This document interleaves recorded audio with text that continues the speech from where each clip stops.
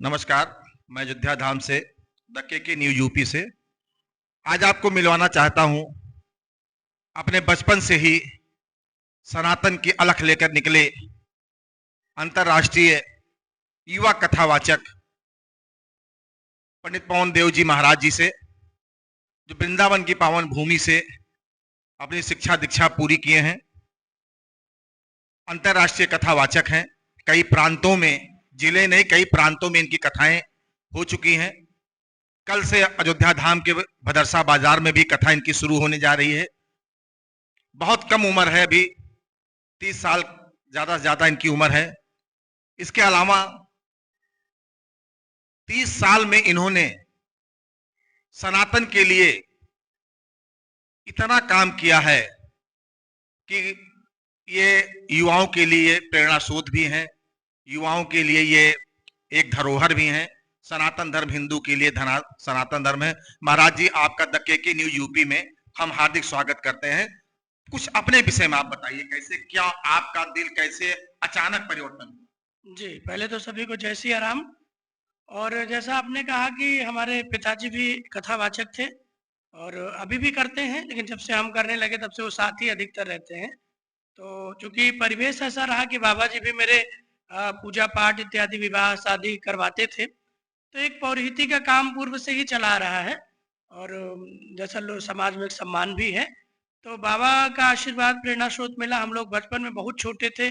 मुझे याद है कि मैं 6-7 साल का जब था, तो बाबा जब गांव में कोई शादी होती थी तो रात में मुझे भी लेके जाते थे।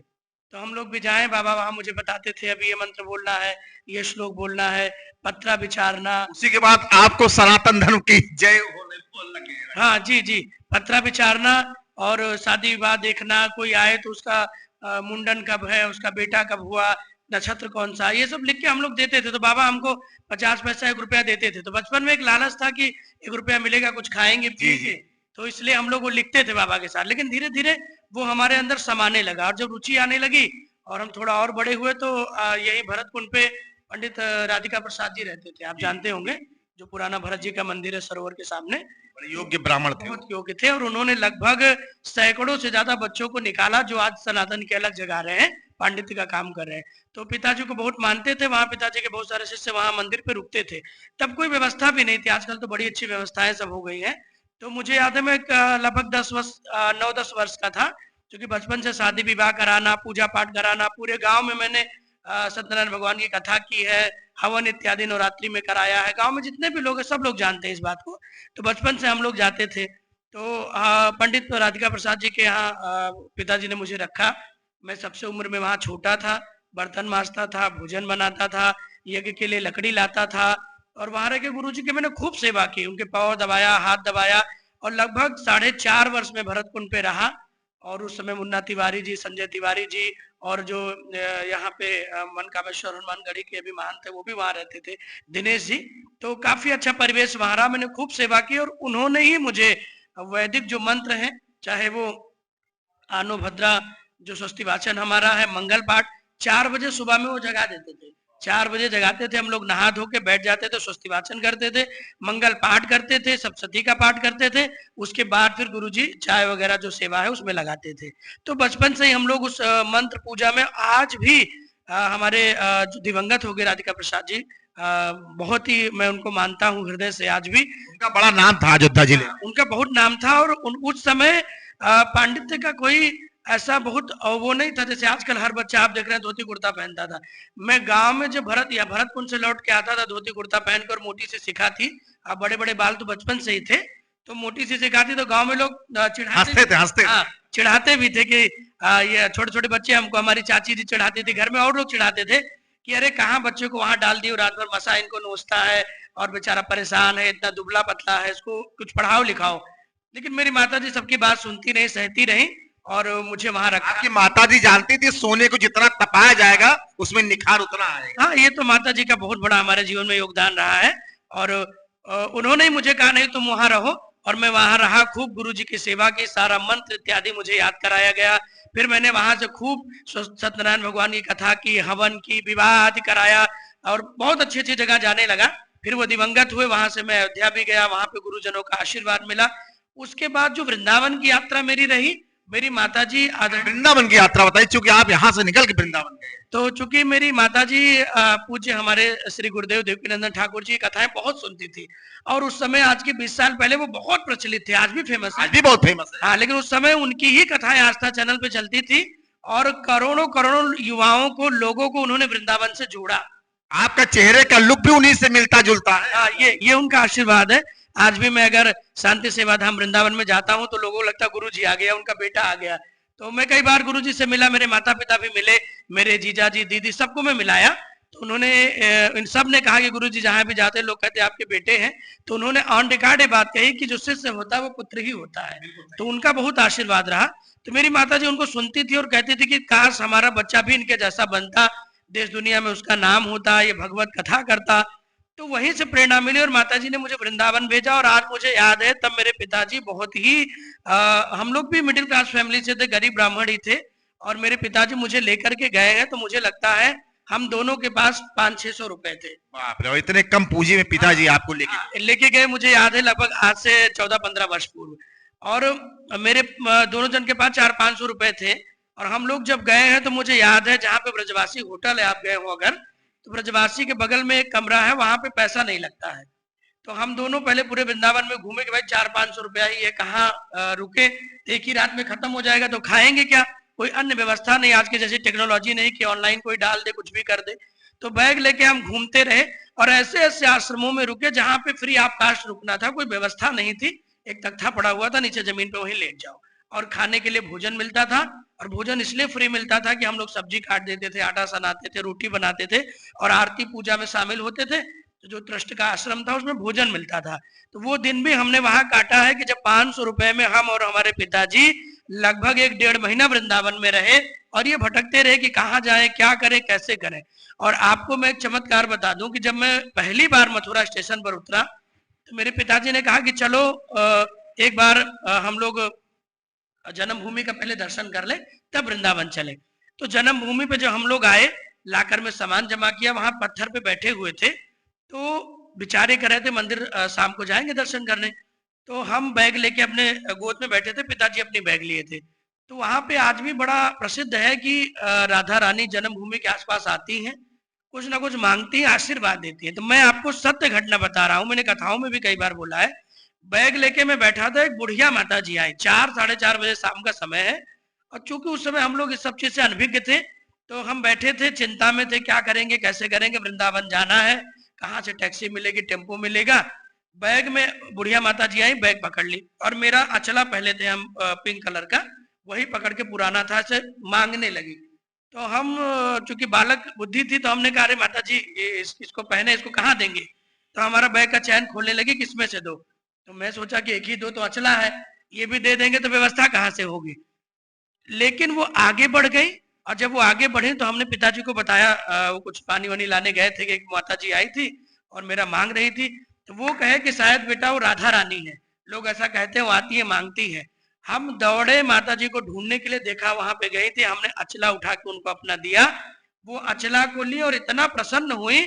और हम दोनों जैसे मुड़े और किसी और से ये बात बताए, जब लोगों ने कहा कि अरे वो तो राधा रानी होंगी, कहाँ है, मुश्किल से मैं आपको बताऊं 20 सेकंड हुआ था, 25 सेकंड, और हम उनको ढूंढने लगे तो कहीं भी वो मिली नहीं। आपको पहुंचते राधा रानी माता ने दर्शन दे दिया। हाँ, ये एकदम एकदम सत्य, 100% सत्य बात बता रहा हूँ। किशोरी जी की कृपा रही, उन्होंने मुझे आशीर्वाद दिया और अपनी वरद हस्त गोद में रखा। वहां से मैं गया, संघर्ष के दिन मैंने 2-3 वर्ष वृंदावन में काटे। उसके बाद धीरे धीरे ठाकुर जी की कृपा हुई। और जब मैं गुरुदेव से दीक्षा लेने गया तो आज भी मुझे याद है कि 24 जनवरी को मेरा वापसी का टिकट था। मैंने 5-6 बार अटेम्प्ट कर लिया, क्योंकि उस समय बहुत, आज भी उनका नाम था, बहुत बड़े कथावाचक, बहुत बड़े, तो उनसे जाकर ऐसे मिलना आसान नहीं था। तो उनके यहाँ एक विदेश की माता जी रहती हैं जो गुरु दीक्षा का फॉर्म वॉर्म देती हैं, आज भी वो है वहां पे। तो लगभग 8 से 10 वर्ष हो गए मुझे याद है। और जनवरी का दिन था, 24 जनवरी, बहुत ठंड थी। मैंने 24 तारीख को टिकट ले लिया था लौटने का, हम और मेरे पिताजी दोनों, कि भाई लौटना है, 1-2 महीना यहाँ रह के फिर आएंगे। तो कुछ था नहीं साधन। तो 5-6 बार गुरुजी के पास गए, दीक्षा नहीं मिली थी। उस बार जब हम गए तो बैठे थे, तो जब गुरुदेव निकले शाम को आरती करके 8-10-15-20 लोगों के साथ, तो मुझे देखा तो रुक गए। तो एक माता जी जो थी विदेश वाली, उन्होंने बताया कि बच्चा रोज दीक्षा के लिए आता है, तो आज आया है। तो मुझसे बोले कहाँ से आए हो, तो मैंने राधे राधे किया। उस समय तो आवाज ही मुझे नहीं निकल रही थी, मैं छोटा भी था, उनका परिवेश देख के मैं डर गया एकदम, तो आवाज ही नहीं निकली। कांपते हुए मैंने राधे राधे किया, कहा तो पूछे कहाँ से आए हो, मैंने कहा अयोध्या से। तो उनका पहला वर्ड निकला कि पूज्य नित्य गोपाल दास जी महाराज अच्छे हैं, स्वस्थ हैं। तो मेरे मुंह से निकला कि हाँ ठीक है, बहुत अच्छे हैं। तो बोले कि बताओ। तो हमने कहा गुरुदेव दीक्षा लेनी है, और अगर आपकी कृपा हो जाए तो हम चाहते हैं आपके शरण में रहने का। तो उन्होंने कहा कि देखो आज और कल तो नहीं होगा, परसों आ जाओ। तो हमने कहा कि गुरुदेव परसों तो हमारा टिकट है, तो हम चले जाएंगे सुबह में, तो कैसे होगा। तो उन्होंने कहा देखो अगर दीक्षा तुम्हारे भाग्य में होगी तो मिल जाएगी, तुम्हारी गाड़ी आगे बढ़ जाएगी। बड़ी बात गुरुजी। हाँ, नहीं तो कोई बात नहीं, फिर ट्राई करना। इतना कह के वो निकल गए। और अगले दिन मुझे ये सूचना मिली, टिकट वाले ने मुझे बताया कि भैया जो ट्रेन जा रही थी कोहरे के कारण कोई कारण से कैंसिल हो गई है, और आपका टिकट भी कैंसिल हो गया, आपको रिफंड चला गया है। तो मैंने कहा कि ये भी प्रिया कांजू की बहुत बड़ी कृपा है, राधा रानी की। हम लोग वहां रुके, परसों आए, गुरुजी ने मुझे बिठाया, कोई नहीं था, सोफे पर बैठे थे, मुझे बिठाया, उसका फोटो भी है, मुझे माला पहनाई, मैंने फॉर्म भरा था, मुझे दीक्षा दिया, सारा नियम धर्म बताया, और इतना प्रसन्न हुए मुझसे, 2-4 श्लोक मंत्र पूछा उन्होंने। और आज भी उनको याद है, अकेले हम बैठे थे, अकेले वो बैठे थे, लगभग 1 घंटा, जबकि वो 5 मिनट भी किसी को नहीं मिलता, 1 घंटा उन्होंने मुझे दिया, सारी बातें बताई, मैंने नियम पूछा गुरुदेव और नियम। तो उन्होंने कहा कि बेटा तुम्हारे पिताजी कथावाचक है, ब्राह्मण परिवार में हो, तो सारा नियम धर्म तुम्हें पता है, बस मानवता का काम करना, स्वार्थी मत बनना, खूब लोगों की सेवा करना, और गुरु की निंदा नहीं करना, सबको सम्मान देना, और सनातन की खूब अलग जगाना। उनका आशीर्वाद आज भी मेरे जीवन में है। 10 वर्ष से अधिक दीक्षा लिए हो गया, लेकिन गुरुदेव की बड़ी कृपा है, जब भी मिलते हैं बहुत मुस्कुरा के अपने हृदय से मुझे लगा लेते हैं, और जैसे अपने बेटे को प्रेम करते हैं वैसे आज भी गुरुदेव मुझे प्रेम करते हैं, जैसे अपने पुत्र को करते हैं। तो ये बहुत बड़ी उनकी कृपा रही है, राधा रानी की कृपा रही है।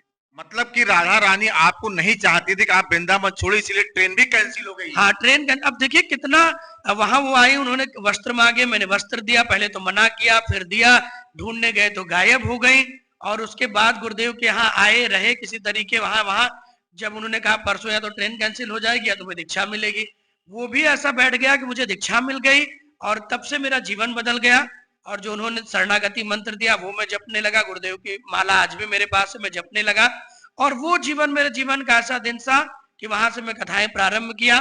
पहली कथा आपने कब, कहाँ, कैसे करी थी? देखिए हमारे यही मसौदा में कानून गो साहब थे, आप उनका नाम भी जानते होंगे, और बहुत फेमस थे वो, और बहुत धार्मिक भी थे। तो कानून गो साहब लेखपाल साहब हमारे थे, तिवारी जी। तो उनका घर जो है यही मसौदा के पास ही पड़ता है, सुफिया पारा में, और उनका नाम मुझे ध्यान से उतर रहा है। तो पिताजी की मेरी कथा थी देवी भागवत, जनवरी में कथा थी, और मुझे लगता है वर्ष था 2014 जनवरी की बात है, और उनके यहाँ पिताजी की कथा थी मेरे, उनका बैनर पोस्टर लगा था, मैं उनके साथ में गया था पाठ करने के लिए। लेकिन जब एक दिन मैं कथा बोलने लगा तो गांव के लोगों को बड़ी रुचि लगी कि बालक है, छोटा है, बहुत मधुर बोलता है। तो लेखपाल साहब ने कहा कि गुरुदेव एक काम करिए, बालक है इसी को बोलने दीजिए, आप बगल बैठिए, आशीर्वाद दीजिए। तो भाई देखिए, जीवन में एक पिता ही ऐसा होता है जो आपको आगे बढ़ाता है, बाकी दुनिया में कोई ऐसा व्यक्ति नहीं जो आपके आगे बढ़ता हुआ खुश हो जाए देखकर। एक बाप ही है जो अपनी गद्दी अपने बेटे को खुशी से दे देता है, और उसको कोई चिंता नहीं। मतलब गद्दे भी पिताजी की आपने ले लिया? हाँ, ये तो एकदम, जब से मैं कथा करने लगा पिताजी एकदम अपने आप को ये जान लिए, शून्य कर लिए, वरना आप जानते हैं, आप तो उनके सहपाठी भी रहे हैं, पिताजी ने अपने आप को शून्य कर लिया, और वो कहते हैं ना कि वो जीरो होकर उन्होंने मुझे हीरो बनाया। 3 साल तो मैंने केवल उनकी कथाएं की हैं, जो उनकी कथाएं थी उनका बैनर पोस्टर लगता, साथ में मेरी फोटो लगवाते, और यजमान से कहते भाई बालक है ये भी बोलेगा। और जब मैं कथाएं करने के लिए बैठता, पिताजी भी कहते, मैं भी कहता, तो लोगों को बड़ी प्रसन्नता होती, बड़ा आनंद आता। तो पिताजी का भी आशीर्वाद रहा, माताजी ने वृंदावन से जोड़ा, गुरुजी से जोड़ा, पिताजी ने अपनी गद्दी मुझे दी, और मैं धीरे धीरे करने लगा। तो पहली कथा हमारे लेखपाल साहब तिवारी जी का, उनके यहाँ मैंने किया। दूसरी कथा हमारे हिंदू युवा वाहिनी के अध्यक्ष थे गोंडा के शारदा कांत पांडे जी, माननीय मुख्यमंत्री जी के बहुत घनिष्ठ थे वो, और उस समय बहुत उनसे बनती थी, माननीय मुख्यमंत्री जी सांसद थे उस समय। तो अध्यक्ष जी के यहाँ कथा थी, वो भी पिताजी की कथा थी, लेकिन जब उन्होंने देखा कि ये बालक कथा करता है तो उन्होंने मेरा फोटो लगवाया, सीडी बनवा के मेरी पहली एसडी में फोटो उन्होंने निकलवाई, और पूरे खड़गुपुर में, गोंडा में, पूरे खड़गुपुर में लगभग 100 बैनर उन्होंने लगवाया, और इतनी भव्य कथा कराई कि वहां से धीरे धीरे मेरा नाम आगे चलने लगा। तो पहली कथा मसौदा में 2014 जनवरी में की, फरवरी में 2014 में हमारे शारदाकांत पांडे जी के यहाँ मैंने कथा की। उसके बाद धीरे धीरे कथाओं का क्रम चलने लगा। उसे आज महाराज जी अब तक कितनी कथाएं आप कर चुके होंगे? आज लगभग 12 वर्ष कथा होने को है, और मैंने कभी गिनती तो नहीं किया एग्जैक्ट में कितना है, लेकिन आप ये मान के चलिए कि लगभग 350-400 कथाएं। हम देखते हैं यूट्यूब फेसबुक पे आपकी कथाएं अक्सर होती रहती है, तो क्या आप ज्यादा पैसा लेते, कम पैसा लेते, क्या कारण, ये भी कुछ बता दीजिए। देखिए 2014 में जब प्रारंभ की तो उस समय फेसबुक यूट्यूब का उतना जमाना नहीं था, फोटो वीडियो कैमरा का जमाना नहीं था। पहली कथा जो मेरी लाइव हुई है लगभग 2017 में हुई है, वो दिल्ली में कथा थी। हमारे पिताजी के बहुत घनिष्ठ मित्र हैं, उन्होंने कथा करवाई, बहुत बड़ी कथा थी, इतनी बड़ी कथा थी कि गुरुजी के लेवल की वो कथा थी। और मैं वहां कथा करने गया तो मैं सोच रहा था मैं कैसे कर पाऊंगा इतनी बड़ी कथा। तो वो कथा मेरी पहली यूट्यूब लाइव है जो आपको चैनल पे मिल जाएगी लगभग 7-8 साल पहले। तो 2014 में कथा प्रारंभ की, 17-18 से लाइव आने लगा।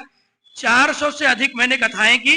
भागवत भी मैं करता हूँ, श्रीमद् भागवत, देवी भागवत, शिव महापुराण और राम कथा, चारों में करता हूँ। और जैसा आपने कहा कि कितना लेते हैं, क्या लेते हैं, तो देखिए हमारे यजमान ऐसे हैं, अभी मैं जिनके यहाँ भदरसा में कथा करने जा रहा हूँ, कल से अभी कथा है, बोल्डर होल्डिंग लगी है, कल से कथा है। आप व्यक्तिगत अगर उनसे मिलेंगे या कोई भी व्यक्ति मिले और उनसे पूछ ले कि उन्होंने क्या दिया है, तो मैं उनको रोका भी नहीं हूँ। इतना न्यूनतम राशि वो आपको एकदम ईमानदारी से बताएंगे, मैंने उनको मना भी नहीं किया है। मैंने उनको कहा कि भाई इतने म्यूजिशियन रहेंगे उतना ये पेमेंट उनका लगेगा, एक झांकी वाले, भोजन बनाने वाले, 3 आचार्य रहेंगे, उनका ये पेमेंट आपको देना है, मुझे 1 रुपया नहीं लगेगा। तो उन्होंने सब यही कथावाचक का गुण भी होना चाहिए। हाँ, मुझे नहीं चाहिए, अगर आपकी इच्छा है तो आप कथाएं करिए, तो दक्षिणा देंगे तो हाँ। और ये भी मैं झूठ नहीं बोलूंगा, मैंने 5 लाख में भी कथा की है, मैंने 2 लाख में भी कथा की है, मैंने 50,000 में भी कथा की है, और आज मैं 1 लाख से कम में भी कथा अपने जो है गुप्ता जी के यहाँ करने के लिए। चर्चा थी मार्केट में कथावाचकों के बीच, पवन देव जी महाराज कम उम्र में महंगी कथाएं कहते हैं, इसलिए मैंने पूछा था। अब देखिए हमारे पास चूंकि 15-16 लोगों का ग्रुप है, आप अगर एक व्यक्ति का 8-9 हजार भी अगर लगा लेंगे तो आप गुणा करेंगे तो 1-1.5 लाख उनका पेमेंट हो जाता है, बड़े आराम से हो जाता है। तो अगर व्यक्ति 1.5 लाख 2 लाख रुपया दे रहा है, मान लीजिए, तो 15-16 लोग जा रहे हैं, उसमें उनको पैसा देना है, किराया भी देना है, थोड़ा बहुत बचत भी करना है।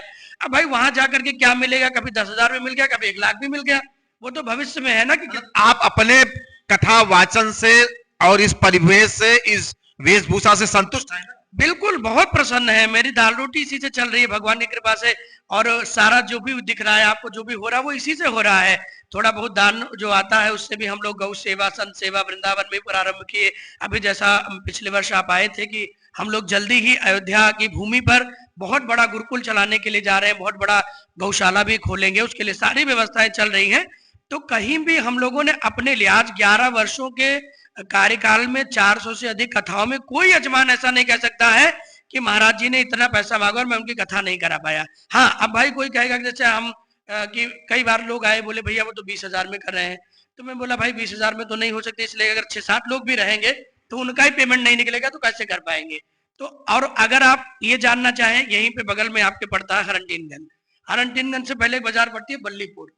बल्लीपुर में आज के 7 वर्ष पूर्व एक हमारे ग्रुप कमेटी है, कभी वो मिलेंगे या मैं लाइव में उनको लाऊंगा, तो लगभग 5-6 वर्ष पूर्व उनके यहाँ कथा हुई थी और 1 रुपया भी मैंने उनको नहीं कहा था। और मुझे याद है कि लगभग 30 से 35,000 रुपया उन्होंने मुझे दिया था कि महाराज जी इतने चंदा आया है, इतने हम आपको दे पाएंगे। और 7 दिन उनके यहाँ कथाएं हुई हैं, कभी लाइव में वो आएंगे तो मैं मिलवाऊंगा। तो सोचिए 30-35 हजार में भी कथा किया है, 1 लाख में भी किया है। असम में कथा हुई, 20-25 लोग का ग्रुप गए, वहां 5 लाख में भी कथा हुई। तो मैंने व्यक्तिगत किसी से नहीं मांगा। हमारे ये पूज्य गुरुदेव मान लीजिए पूज्य अमरेश्वरानंद जी, जो आप कई बार साक्षात्कार उनका किए हैं, अभी फरवरी में उनके चाचा जी की कथा होनी थी, तो उन्होंने मुझे फोन किया कि अरे बेटा इन कथा होने में लाइव बोल रहा हूँ, उन्होंने किया कथा करनी है, क्या देना है। मैंने कहा गुरुदेव आप पिता तुल्य हैं, आपके लिए मैं कहूंगा कि क्या देना है, ये तो घर में है, जो मर्जी आप कह देंगे कि इतना दक्षिणा आपको मिलेगी, 1 रुपए से लेकर जितना मन होगा मैं आपकी कथा करूंगा। भगवान की कथा है, वो दक्षिणा से नहीं तौली जाती है। हाँ, इतना जरूर है कि जैसे हर चीज के लिए एक पैसा लगता है, इतने लोगों का ग्रुप जा रहा है तो उनको देने के लिए पैसा लगता है। कोई कहेगा हमारे पास भैया 1 लाख की व्यवस्था है तो कोई बात नहीं, 50,000 की तो कोई बात नहीं, जितनी संख्या में टीम जाएगी आप उसकी दक्षिणा दे दीजिए। आज भी मैं ऑन रिकॉर्ड कह रहा हूँ, कोई कथा करना चाहे केवल वो टीम की दक्षिणा दे। बहुत बड़ी बात पवनदेव महाराज जी कह रहे हैं, कथावाचकों को भी सुनना चाहिए। केवल वो टीम की दक्षिणा दे, जितने लोग जाएंगे ऑन रिकॉर्ड में पेपर पे लिख दूंगा, अपने लिए मैं 1 रुपया नहीं मांगूंगा। ये बहुत बड़ी घोषणा पवनदेव महाराज जी कह रहे हैं। जो पता चलता कथावाचक 10-10 लाख, 20-20 लाख, 50-50 लाख लेते हैं, उनके लिए बहुत बड़ी बात कम उम्र में पवनदेव महाराज जी कह रहे हैं। भाई देखिए, भगवान की कथा है और उसमें लिखा भी है कथा में कि जो भगवान की कथा को गाता है और जो सुनता है, दोनों को इतना बड़ा पुण्य मिलता है कि वो अश्वमेध यज्ञ से भी बड़ा पुण्य मिलता है। तो भगवान ने तो मुझे इतनी बड़ी कृपा कर दी कि मेरी बाड़ी लाखों लाखों लोग बैठ के सुनते हैं। आज भी जहां मेरी कथाएं होती है वहां एक भक्ति का हुजूम निकलता है, एक बहुत बड़ा जमावड़ा, वहां भक्तों का मेला लग जाता है, जन सैलाब निकलता है। तो ये लोगों का प्रेम है। अगर मैं किसी से जबरदस्ती दक्षिणा मांगता, किसी से जबरदस्ती कोई चीज कहता, तो 1 दिन 2 दिन में चीजें छिपा सकता हूँ, लेकिन वर्ष वर्ष साल साल 12-12 साल तक ये चीजें छिपने वाली नहीं है। इसलिए मैं ऑन रिकॉर्ड कह रहा हूँ कि अपनी कथा का दक्षिणा मैंने नहीं मांगा है। हमारे तिवारी जी की आपको पोपी में कथा होगी, यही जनवरी में कथा है। अभी मैं 3 दिन पहले उनके यहाँ गया था, बैठा था, बहुत सारे पत्रकार भी वहां थे। सबके सामने मैंने कहा कि तिवारी जी, जो टीम का पेमेंट आए वो पेमेंट आप दे दीजिए। पर्चे पे लिख के मैंने उनको दिया कि मुझे 1 रुपया नहीं चाहिए। तो ये मेरा भाव रहता, मेरे माता का भी भाव रहता कि देखिए, कहीं अधिक मिल रहा है तो कोई बात नहीं, भगवान की कृपा है। कहीं कम मिल रहा है तो भी कथा करिए। कोई व्यक्ति जो मेरे द्वार पे आए, जो इस धाम में आए कि मैं आया हूं कथा के लिए, तो मेरा 100% ये भावना रहती है कि वो कभी भी लौट के ना जाए, निराश होके ना जाए।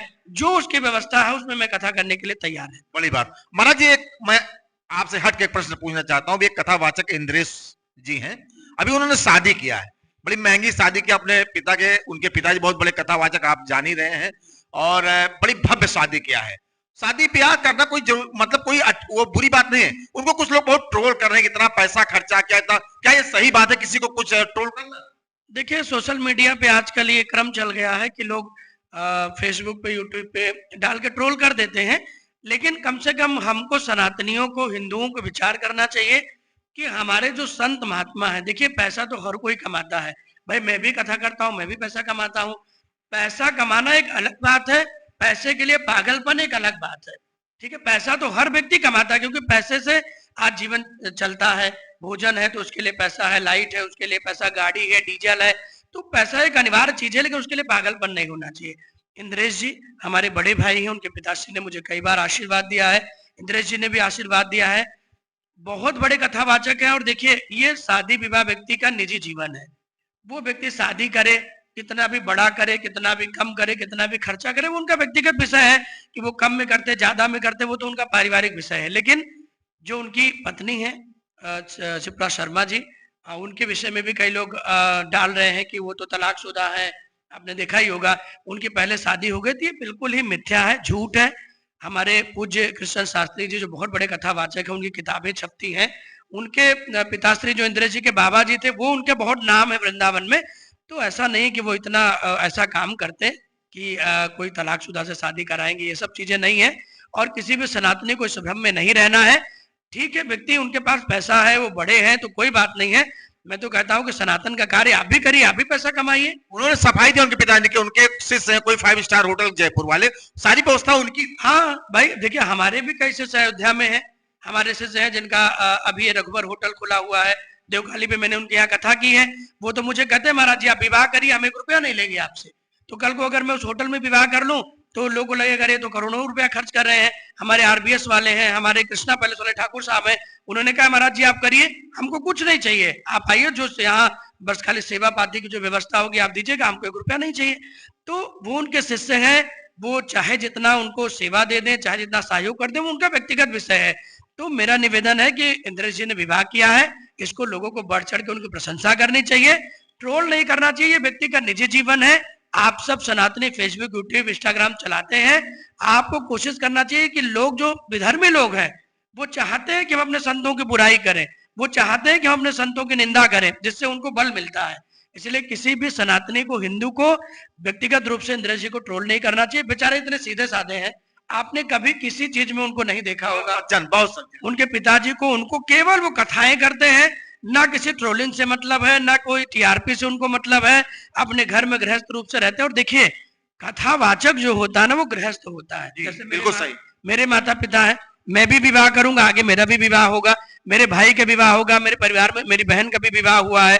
तो जो कथावाचक होता है वो व्यक्तिगत रूप से स्वतंत्र होता है। हाँ, वो भगवान की कथाएं करता है, क्योंकि ना तो वो कोई पीठाधीश्वर है, ना किसी मठ का महंत है, ना तो कोई उसने गद्दी ली है।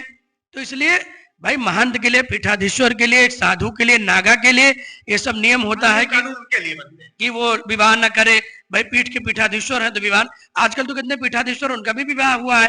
तो विवाह कुछ गलत नहीं है। देखिए, चारों धर्मों में सबसे श्रेष्ठ जो धर्म है उसको गोस्वामी जी ने भी, व्यास जी ने भी, हमारे सारे पुराण धर्म यही कहते हैं कि आप गृहस्थ आश्रम में आ जाइए, क्योंकि गृहस्थ आश्रम सबसे पुनीत और सबसे पावन माना जाता है। गृहस्थ आश्रम में व्यक्ति एक बार भी भगवान का नाम लेता है तो हजारों बार नाम लेने का उसको फल मिल जाता है।